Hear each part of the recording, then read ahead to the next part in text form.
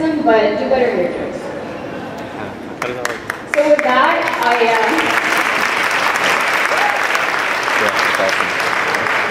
So I want folks to think about moments where they've been a part of this problem of sexism in our communities. Again, whether you were a victim, whether you were a bystander, whether you may have had a hand in it or without realizing it, and the way that it permeates through our community and it affects the way people grow as Muslims and as leaders, as students, as brothers and sisters and sons and daughters and everything else that we identify as. So I'm going to hand off or start the conversation with the rest of our esteemed guests by introducing them, inshallah. Starting with, from my right, Sunnah, we have with us Ustadha Maryam Amir. So briefly,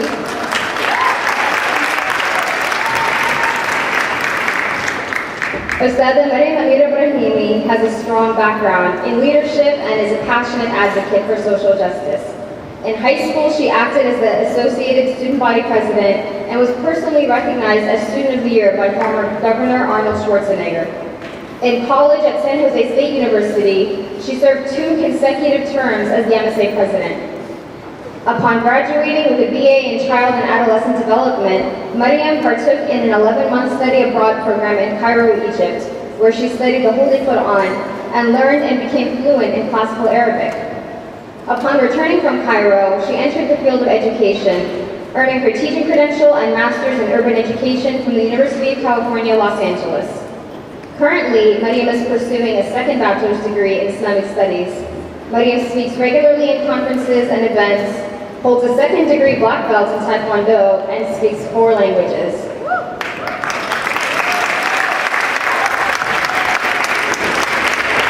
Y'all know, no messing with her.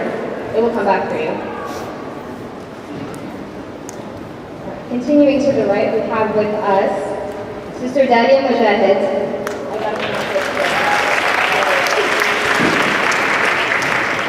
Dalia Mogahed is an American scholar of Egyptian origin. She received her undergraduate degree in chemical engineering with a minor in Arabic from the University of Wisconsin. She subsequently received her MBA from the Joseph M. Katz Graduate School of Business at the University of Pittsburgh. She is the Director of Research at the Institute for Social Policy and Understanding, ISPU for short, in Washington, D.C. She is also President and CEO of Mogahed Consulting, a Washington, D.C.-based executive coaching and consulting firm, specializing in Muslim societies and the Middle East. Mogahed is a former executive director of the Gallup Center for Muslim Studies, a nonpartisan research center that provides data and analysis to reflect the views of Muslims all over the world. She was selected as an advisor by U.S. President Barack Obama on the White House Office of Faith-Based and Neighborhood Partnerships.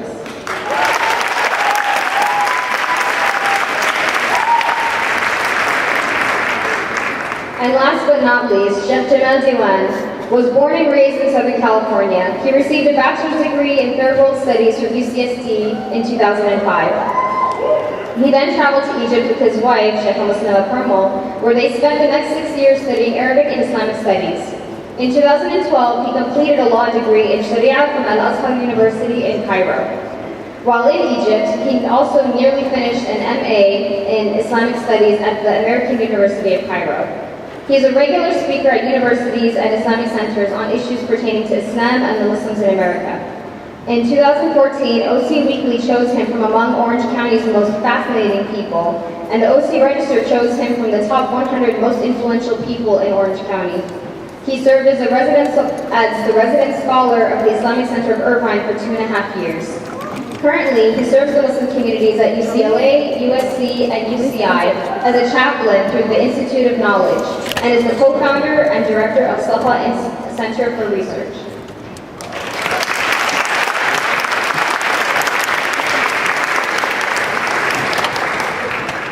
I'm going to stop talking so we can continue from our scholars, inshallah. I want to pose a question to the ladies on stage. How do you understand your role as a Muslim woman within Muslim community and in greater society?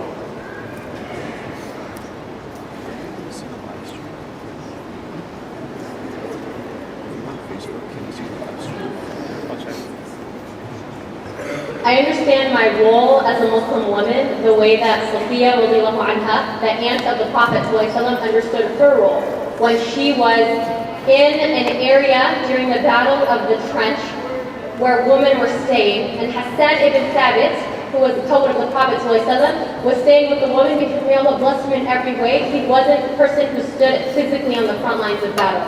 He was a soldier with his words.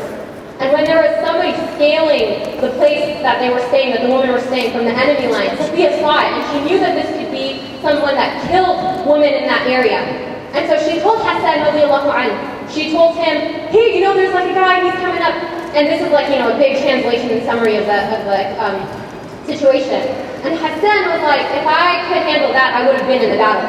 So Safiya radiallahu anha, she went and she took care. She, you know, physically took care of the person who was the enemy.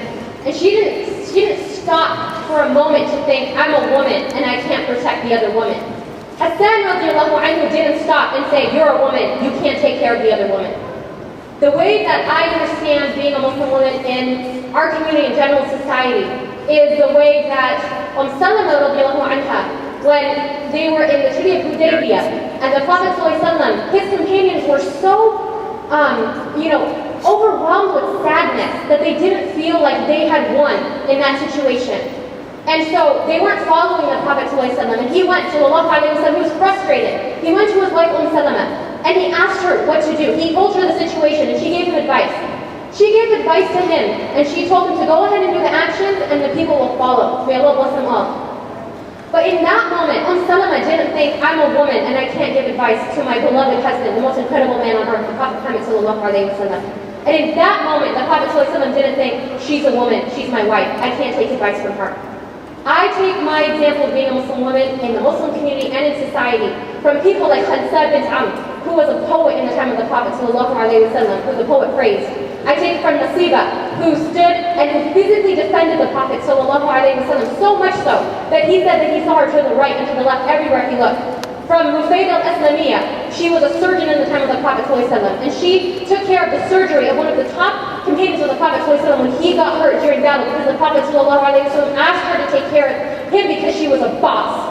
I take my understanding of being a Muslim woman from the Sahabiyat, who stood with the Prophet ﷺ, and the Sahaba who stood with the Prophet ﷺ, because their understanding of what it means to be a Muslim woman wasn't relegated to gender specifically. It wasn't, you can't do that because you're a woman. It was, we appreciate you because you're a woman. And the skills that you have, whether it's in using your voice, whether it's in being a mom, whether it's in being in surgery, whether it's leading, whether it's staying at home, whatever you feel is calling to you within the guidelines of Islam, that your number one role isn't specifically tied to marriage. It isn't specifically tied to motherhood. It's tied to being the slave of God. And everything else that comes with that, every other aspect of your identity that comes with that, those are acts of worship to God. So, if I want to make my number one role be a mom, may Allah bless me and may Allah bless anybody who chooses that, then that's going to be my servitude to God. If I'm going to make it so that I'm going to be the best teacher that the world has ever seen, then inshallah that's going to be my servitude to God. But I understand my role as a Muslim woman to be the slave of God, number one, and after that, however I can use my life in a way that He would be pleased with, based on the incredible dynamic and quiet, the outgoing and the shy, the every single type of woman we see at the time of the Prophet ﷺ, and all of the men who didn't stop them from being women, but who appreciated them for who they were and who encouraged them and who allied with them to be the best that they could be.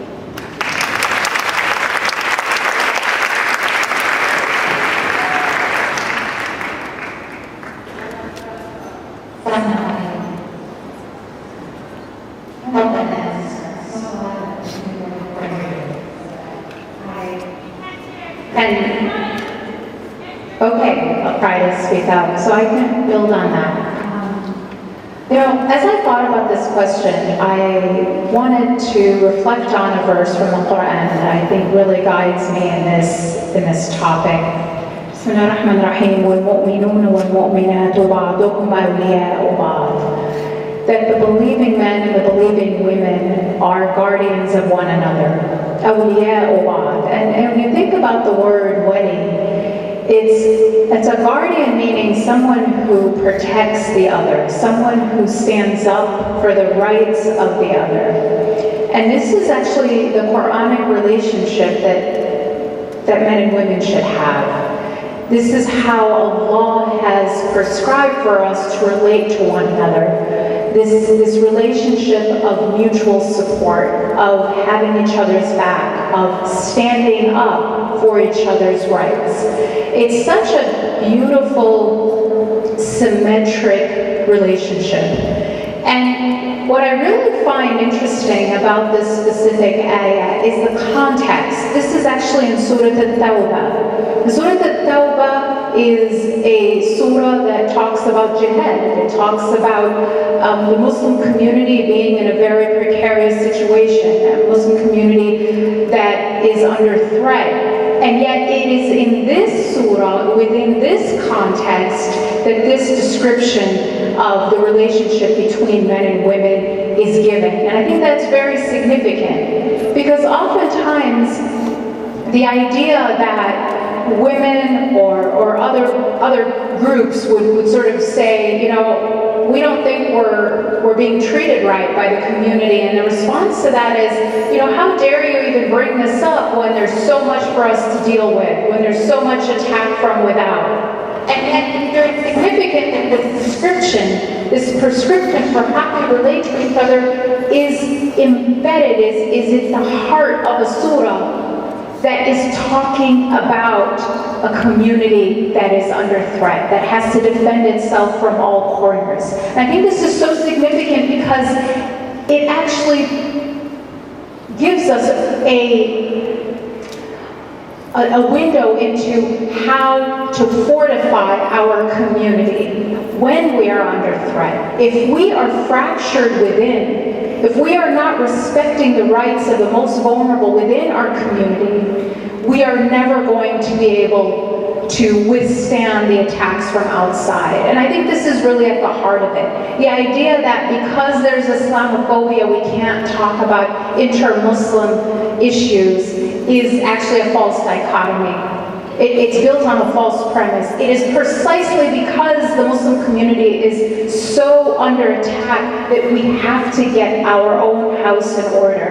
And I think that this simple but beautiful ayah gives us so much in the way of guidance. You know, it goes on to say, describing these believing men and the believing women, first as awliya to each other, standing up for each other's rights, representing each other in the way that the other would want.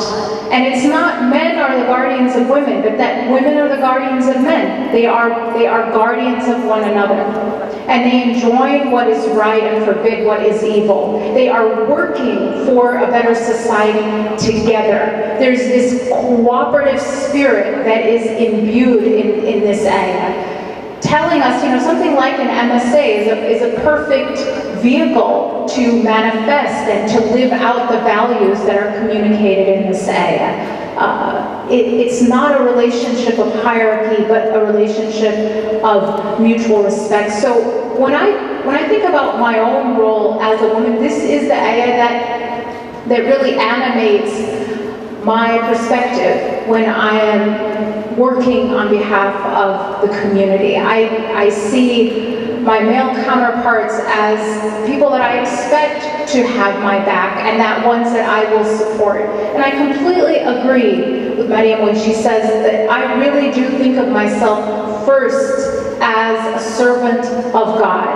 And I think this is incredibly important because there's so much pressure on women, especially, that they are valued and described in relationship to other people. They are a wife, they are a mother, they are a daughter. While men, in many cases, are described in their value is in terms of their own individual accomplishments, not just as a father or husband, but as, you know, as a professor, as a community activist. And I think this difference difference in how we value someone as a human being is actually in complete contradiction to the Quranic vision of awliya ba'd, the protectors of one another, both working for the betterment of society.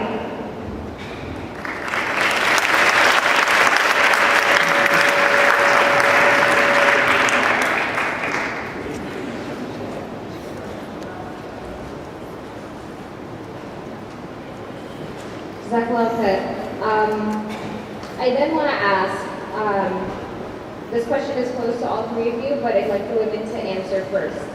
I'd like to ask, what are the challenges that you may face in your work and in the Muslim community in relation to sexism?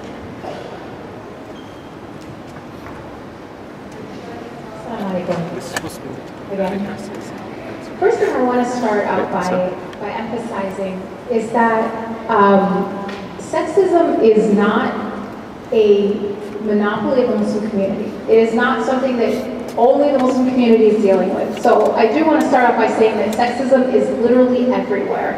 I've worked in corporate America, and sexism is all over corporate America. When you look at statistics around violence against women, sexual assault, in our country, the number one perpetrator of murder of women is someone who's been an intimate partner. So the idea that sexism is just a human problem is something that I think we have to start with. And I hope that realization helps to perhaps take down some of the feelings of maybe defensiveness when we talk about this issue. It is not a Muslim problem, it is a human problem. And so what are some of the challenges that we face in our community as human beings? I started to talk about, one is this idea that women are valued in how they relate to others rather than how they stand as human beings. And I think that that's really the foundation of where a lot of other problems come forth.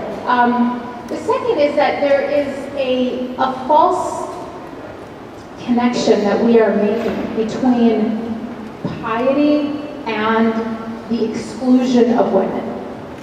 And where mosques are sort of viewed by some people as like a men's private club, rather than a place of building community where everyone has to feel included.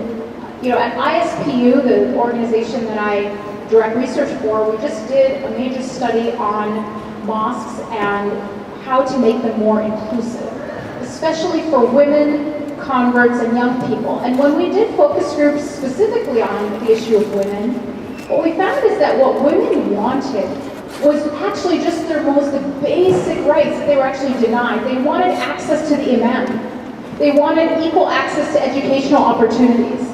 They wanted to just simply be included in the normal life of a masjid. They wanted a role in decision making.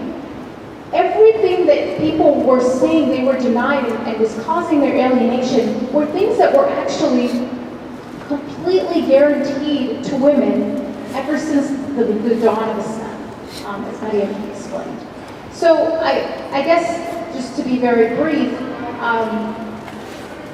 sexism is not a Muslim problem, it's a human problem. And the manifestations of sexism in our community really have to be dealt with because they are in contradiction to our faith.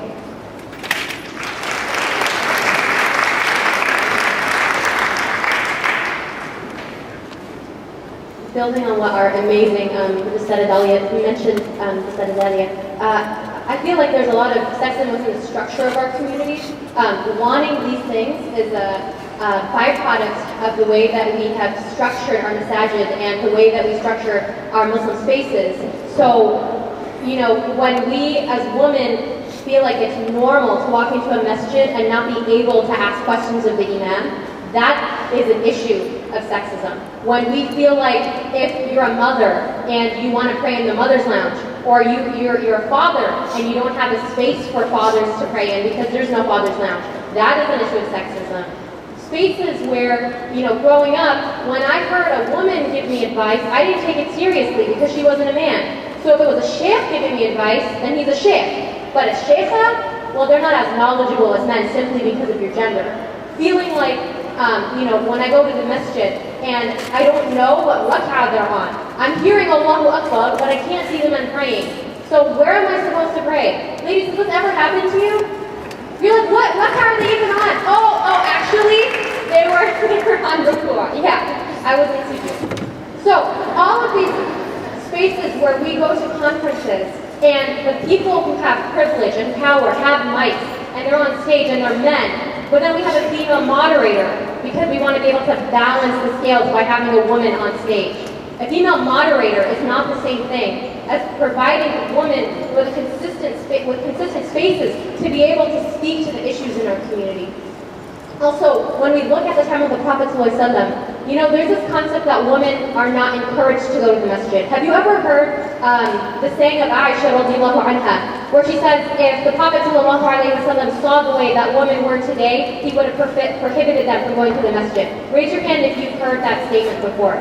So that statement has frequently been used to say, okay, that's the time of Aisha radiallahu anha, but imagine today. Of course women dress better than they do today. Ibn Hajar radiallahu anha, you know what he says about that? He says that Aisha radiallahu anha saw the way that women had access to so many things today. How we had access and we feel like it's okay for us to go to the mall, we go to the movies, we go to school, we go everywhere, but then we feel guilty when we walk into the masjid because we're not sure if we belong there. If we felt, if Aisha radiallahu anha saw that, then she wouldn't have said that women don't belong in the masjid, that the Prophet ﷺ would have prohibited that. She would have said women are obligated to go to the masjid. Because we need spaces where we feel like we can connect with our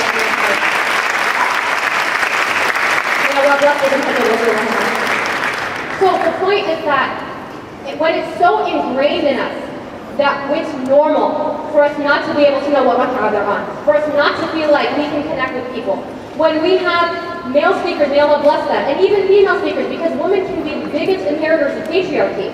When we are standing in spaces and we hear, Umar radiallahu anhu was so strong and powerful, Khalid radiallahu anhu, he led a battle, Bilal radiallahu anhu, he had the most amazing adhan. And then when any one of us as women try to emulate one of their personalities, because that's just how we are, we're told that's immodest. That's not hayat. You're not practicing Islam properly, because if you really want to be pious, then you shouldn't raise your voice. You shouldn't be assertive. But the examples we're given are all male examples constantly, or frequently, not always, but very frequently. So how do we balance what it's supposed to mean to actually be a Muslim woman when we're not even given examples by people of our gender in how we're supposed to interact? Sheikh Muslima, may Allah bless her, is someone who's incredible, who you can access in the Muslim community in SoCal. But like growing up, Sheikh Muslima was one of my role models once I met her. But beyond her, there was nobody for me when I grew up. I tried to be pious by looking at how men were pious. And realistically, we have different expectations when it comes to Muslim women, so that becomes very, very difficult in the Muslim community. So, I'm just done. Thank you.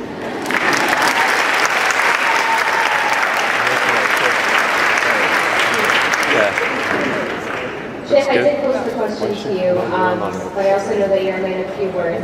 Would you like to add to the question? So the question, to repeat it, what are challenges that you may face in your work and in the Muslim community in relation to sexism? Just the wrong one. See, there you go, perfect. Okay, assalamu alaikum. Bismillah. So, for those of you who know us, we kind of, you could say we have an old dog in this fight. My wife was speaking at MSA West and many other places before that was a common thing for women to do, and also coming from a community that tends to be a little bit more conservative on a number of issues than, for example, the Orange County or Los Angeles community. And we definitely faced a number of difficulties with that. But how do I, particularly in my work, deal with it? To me, I think it's important that we frame everything from the perspective of Islam. And that's always my starting point. And that was my starting point from the very beginning of me having to deal with these issues after we got married. because people would come to me and they say, well, don't you have a problem with your wife speaking in front of men, and don't you think this or that? There was a time when a sheikh wrote a letter and then he asked my wife, who's your teacher? He wrote the letter for her and he gave it to her. They spoke on a panel together. He gave her the letter and then we took it back to San Diego, and it was written in Arabic. We didn't speak Arabic at that time. So we gave it to one of the sheikhs and he was like, oh, okay. Then we showed it to Sheikh Taha actually, who was here yesterday. And Sheikh Taha had some very choice words to say about it. Basically the letter said, this woman is too young to be speaking in front of mixed audiences. And so alhamdulillah, I think for us, we've been very blessed in the sense that there's been struggles, but we've been part of institutions that have supported us in that path. So initially it was Sheikh Taha in San Diego was a big proponent of being able to have that space. Mass very often gave Muslim a space to do that. And then alhamdulillah, when we were able to study in Egypt, that was a good opportunity. When we came back and I worked in the masjid under a president who was a woman. The president of the masjid was a woman. We had prayer space downstairs in our masjid for women. We had women, especially elderly women, pray downstairs in Ramadan even. We made a little spot for them, right there in the musalla in front of, right next to the men with a little bit of a barrier, because that's all we could do. And I thought people would have a problem with it. They didn't have a problem with it, alhamdulillah. And then now we're in the MSAs. And for MSAs, this tends to be less of an issue than other places. But, we want to build communities that are healthy. And we want to support people in their expression of Islam in a way that will be beneficial to the entire community. I mean, look around the room. It's about 2 to 1, right? For male to female. So I think that one of our challenges moving forward in dealing with the issue of sexism, for me on a personal level and dealing a lot with college students, I think our problem is actually going to be, what is that healthy understanding going to look like? Because the reality of it is, it's 2 to 1. And it's been 2 to 1 for a while, and so the culture of the community is shifting.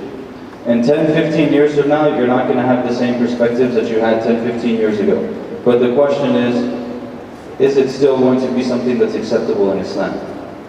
So we had maybe perspectives that took too narrow of a look at it, but we don't want to eliminate the whole body of guidance either. And so this is just on a personal level, one of the questions that we struggle with, but alhamdulillah, we just do our best.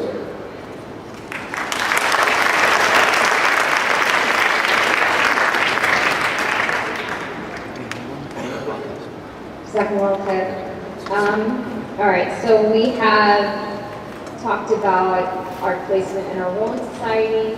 We've named some of the problems and some of the challenges that face us in our work. To the women, how do you navigate male allyship? And for folks who aren't hip with the social justice lingo, allyship is essentially dedicating yourself to being a partner in the interests of someone who identifies differently than you do. It can be an allyship on the grounds of gender, it can be an allyship on the grounds of race, it can be an allyship on the grounds of socioeconomic class. But that's essentially what we're looking at here, is really dedicating yourself to helping another community in improving their status. So to the women, how do you navigate male allyship and alleviating the effects of sexism? And what are practical tools that we can take back to our community in general to combat it?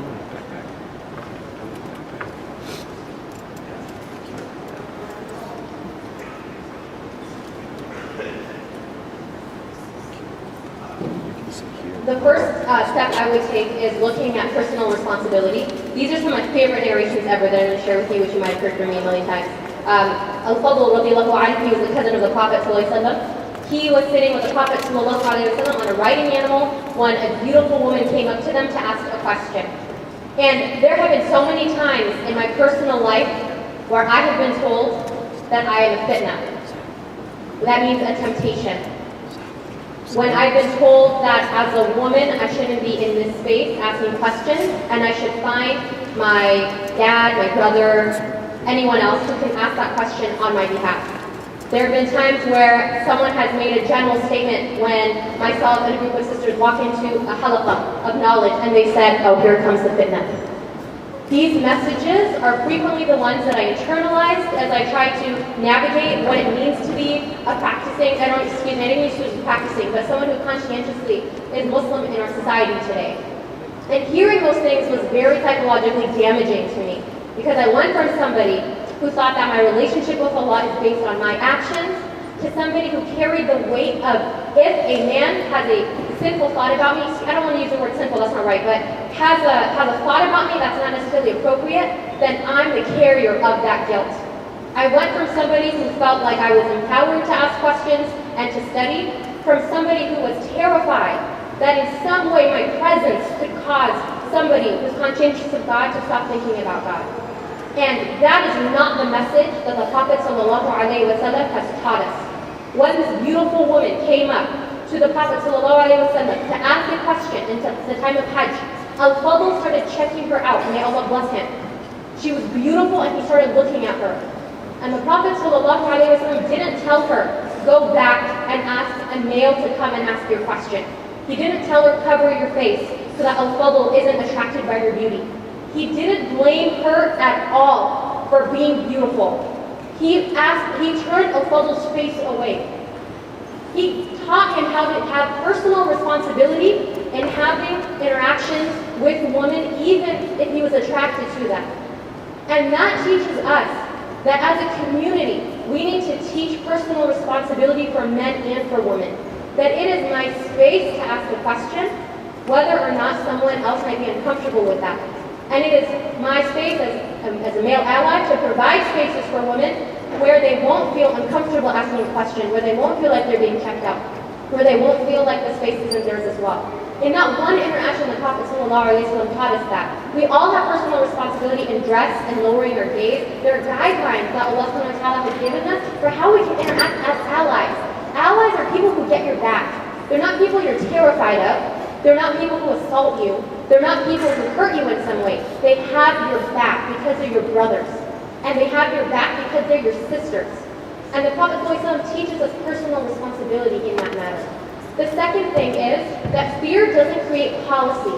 In our community, we are so terrified of gender relations going wrong that we segregate and isolate instead of teach how to professionally interact. And in the time of the Prophet ﷺ, Shaykh al-Muqtina taught me this beautiful narration of Ibn Abbas radiallahu anhu, who narrates that there was a beautiful woman who stood in the back of the Prophet ﷺ's masjid, and a group of young men, of Sahaba, who would walk into the masjid. And in the Prophet ﷺ's masjid, there was no barrier. So they would go into the masjid and she's in the front row, and they would pray in the back row. And in Salah, they would look under, and check her out, may Allah bless them and forgive them.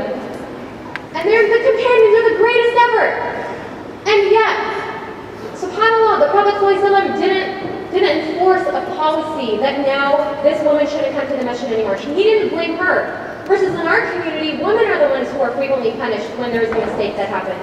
There wasn't a wall built, there weren't, timings that she was only allowed and he wasn't allowed. The other men, quite the opposite. SubhanAllah, there were women who would stay in the masjid, who would pray in the masjid, who would have, physical things that happen to women monthly. And then there were traces of being human in the masjid, of men and women. Policy wasn't created because of the fear of what might happen. Policies are created by what the Prophet ﷺ has created as policy, what Allah subhanahu wa ta'ala has given us as guidelines, and in our different societies and communities, those are applied in different ways based on the guidelines that we have in that culture of that community. But what's important for us to recognize in terms of navigating this space is that just because someone is afraid that something might happen, that one person can't create a policy that's going to affect more than half of the entire masjid. And it's important for me as a woman to recognize that when I hear things that hurt my iman, that cause me to question whether or not Islam is the truth, that's not all of Islam. That's one person presenting one thing. And it's important for me to recognize that's not necessarily my religion. That might be one opinion. It's important for me to study. It's important for me to be mentored and recognize that all of the things that have come addressing women have only been to empower us, never to oppress us.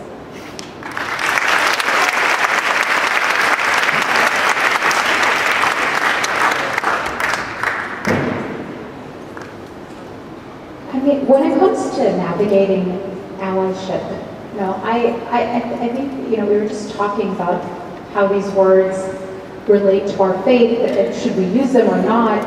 And I think it's interesting because the concept of allyship was perfectly encapsulated in the ayah that I mentioned in the beginning, awliya ba'd. This is the idea of being allies to each other, being guardians of each other's rights. And it really goes back to the concept of justice. When brothers and sisters, it is not specific to women. It's not specific to any one group. It's about justice. It's about being told and ordered to stand on the side of justice, bear witness to justice, even if it's against yourself, even if it's against your kin, whether it's against rich or poor. And interestingly, in that same ayah, we are warned that if we swerve toward bias, or if we turn away, or if we stand on the sidelines, then God is knowledgeable of everything we do. When it comes to women and their place and their rights and their access, it comes down to a question of justice. And when you're on the side of justice, it means it doesn't matter who this issue is about. And you have to have the courage, when it comes to this idea of allyship, the courage to withstand what might be criticism from your peers. When I talk to even shuyukh, sometimes they will hold an opinion in private that they don't want to say in public. And when I ask them why, they'll actually say because there would just be too much of a backlash from their peers. So there is a fear sometimes to stand in an unpopular place, standing for justice on behalf of any marginalized group, any group that might not be popular, any position that you might be getting heat for simply because of peer pressure. So it does take courage to actually be a true ally. And then finally, I think the most important thing about being an ally of any kind, standing in solidarity with any group, of this idea of being awliya ba'd, is that you don't replace the person you're trying to be a wali for.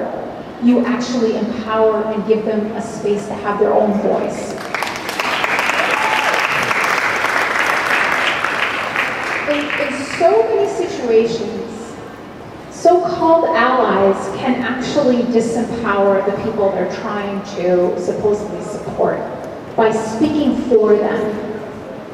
The meaning of a wali is someone who listens to the person they're representing. They are actually guardians of their rights. They are not trying to substitute them and speak for them. I've been, interestingly, I've been on conference calls where I'm trying to get my point across, and some of my male colleagues, well-intentioned, are sort of speaking over me in an attempt to explain what I'm trying to say, even though I'm right there, and they're actually misrepresenting what I'm saying. But this idea of allies listen more than they speak, and they don't marginalize or silence, they actually amplify and support.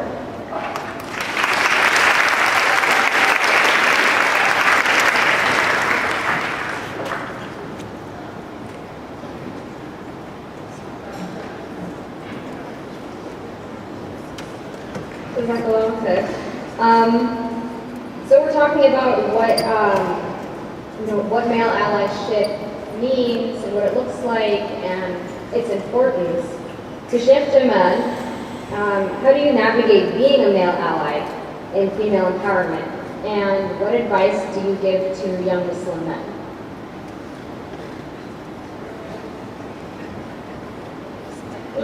No pressure.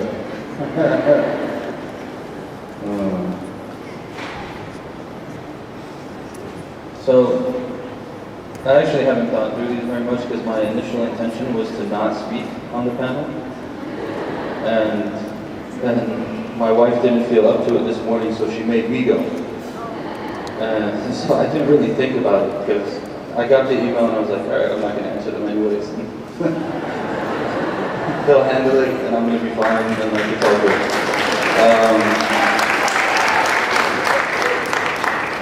So now I'm stuck.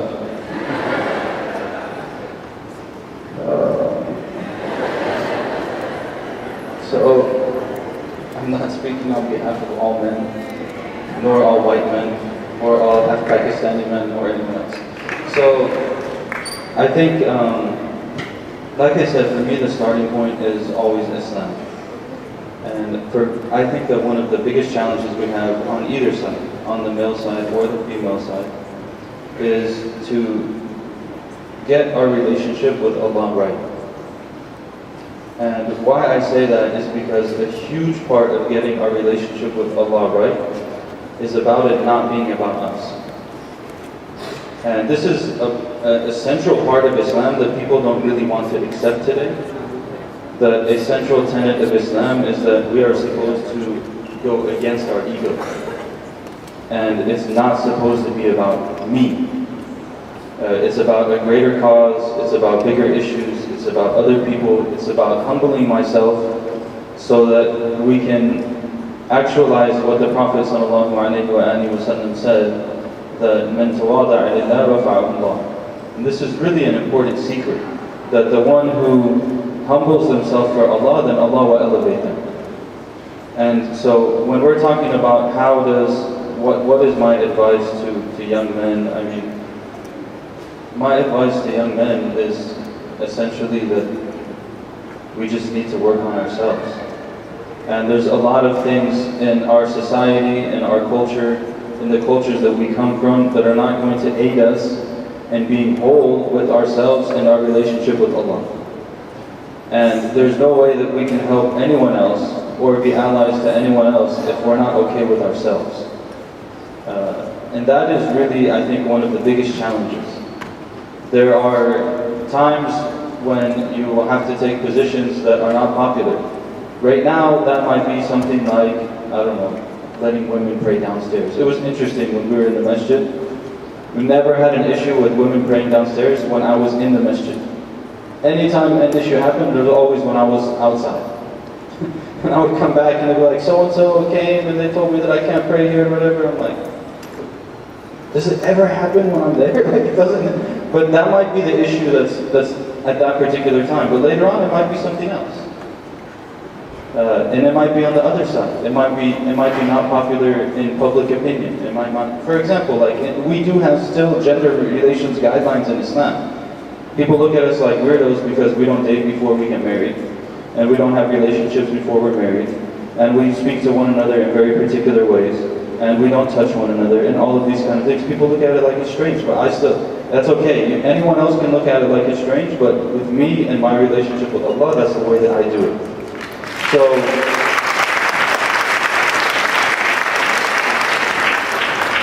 So I think really one of the core issues, again, is to ground ourselves in our relationship with Allah. That's largely a spiritual issue. It's also an intellectual issue. Sometimes a limited exposure to the intellectual history of Islam will make it difficult for us to ground ourselves, because we're perceiving that Islam is something that it's not, and then it becomes a fitna for us. But in any case, we have to really ground ourselves. If we ground ourselves in the example of the Prophet ﷺ, then that is the best grounding that we can possibly have. And that will give us the strength that we need in order to move forward. And that was always the issue for me. Right? People would say this or that or whatever. I said, look, I don't care. As far as I understand from Islam, there's certain conditions for my wife to be doing what she's doing. And as far as I understand, she's fulfilled them. So now it's on you, it's not on her. But there are conditions. Right? That's why I said it's not always popular. But there are conditions, and I felt that she had, she felt that she met those conditions, and we were good with it, whatever. So I think that for me, that's the big point. What do I tell men? Is that we have to not be so fragile. And I don't mean that for men. It goes to both sides, right? Because if we're not grounded in our relationship with Allah, we're all fragile. We're all pushing and blowing in the wind wherever it's going to go. The only thing that keeps a person firm is that connection with Allah. So this is the most important thing. We ask Allah to give us strength, inshallah.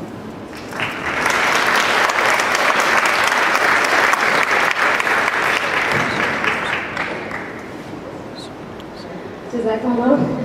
We're not playing hot potatoes too much. Jazakumullah khair. I wanted to open up an opportunity if there's any closing remarks that anyone wants to offer on this topic, briefly.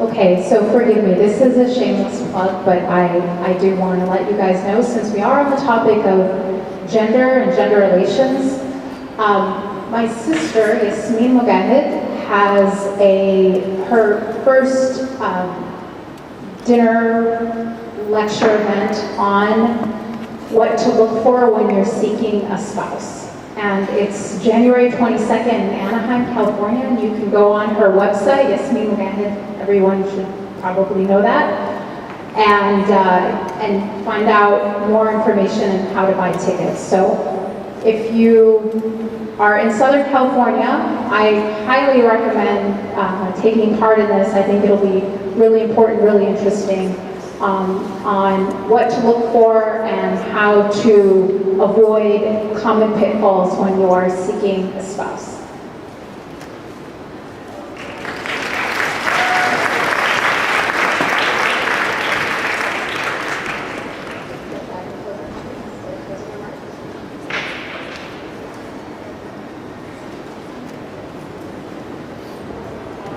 Yes, I would say that it took me 7 years to go from somebody who felt like I was so excited about Allah to somebody who was terrified of myself because of my personality as a Muslim woman, to go to somebody who recognized that Islam is vast in its scholarship, is perfect in the guidelines that it gives, and despite the struggles that we face in America right now, there are people who have gone through so much worse over and over and over.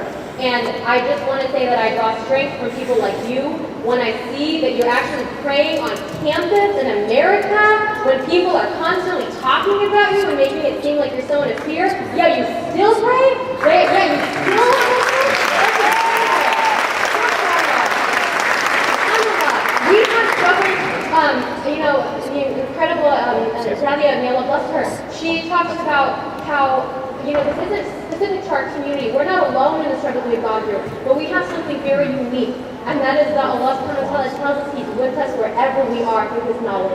So whenever we're struggling I'm looking at this text and it says something crazy crazy is not the right word. I feel like I'm misunderstanding what this hadith is saying. I didn't even say crazy.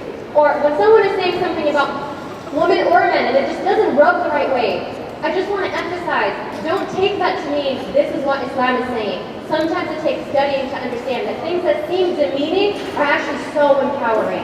And so I would encourage all of us, a book to read is Al-Muhaddithat. Dr. Akram Nadwi, he wrote an encyclopedia of over 9,000 female hadith scholars in her history. And there's an introduction to English called Al-Muhaddithat. Al-Muhaddithat. It's by Dr. Muhammad Akram Nadwi, N-A-D-W-I. Look that up. The second thing is, I would recommend that all of us fortify our relationship with God through a relationship with the Quran. Read it in the translation. Read one verse a day. Right now, you might be like, oh, one verse a day, that's nothing. 365 days from now, that's a lot of verses that you've read. And inshallah, it'll be a means of protecting us and giving us strength in these times when we feel turbulent and like we need help. And the third thing is, find really good friends. And inshallah, with those great friends, inshallah, you'll be able to feel like you can get through some of the harder days, and may Allah ta'ala protect us and help us to get us to that.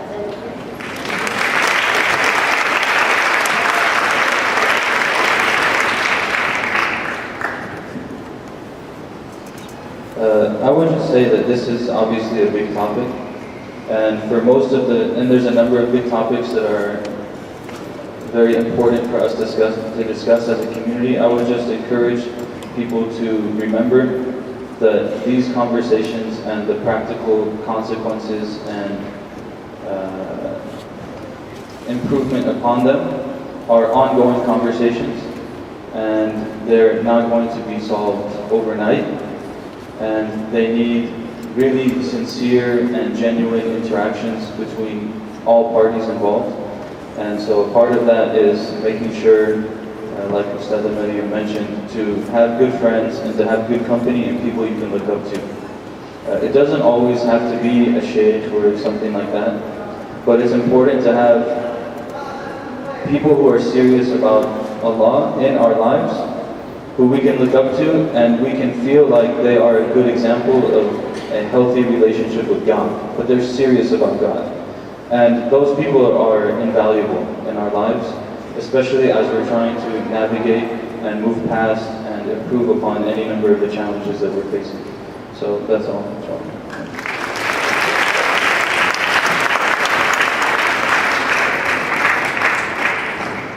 Jazakallah khair to our panelists for beginning the conversation, inshallah, not finishing it, beginning it. So I guess I'm going to make a few announcements for what's coming up. So, according to your program booklets, and we are on schedule, lunch is right now. If you have the event-based app on your phone, it has the schedule in there. It also gives you your dining options, since most folks will be wanting to go off campus, inshallah. Lost and Found is outside. So if you have lost something, or if you find something, please return it to the Lost